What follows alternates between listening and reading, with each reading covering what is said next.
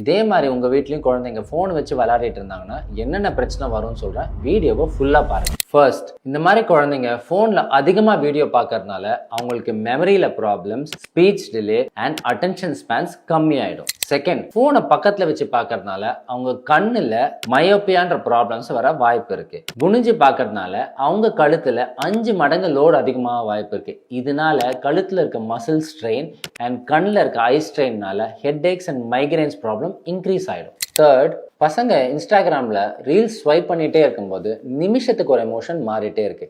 பிரெயின்னால இதை அவ்வளோ சீக்கிரமாக ப்ராசஸ் பண்ண முடியாதனால அதிகமான கோவம் வருது, பிடிவாத குணம், ஃப்ரஸ்ட்ரேஷன் வருது.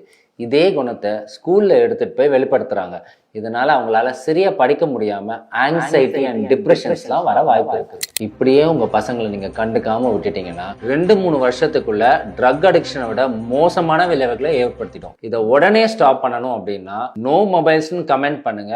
அதை பத்தி டீட்டெயில்டா ஃபியூச்சர்ல ஒரு வீடியோ பண்றேன். தயவு செஞ்சு இந்த இம்பார்ட்டன்டான இன்ஃபர்மேஷனை முடிஞ்ச அளவுக்கு ஷேர் பண்ணுங்க.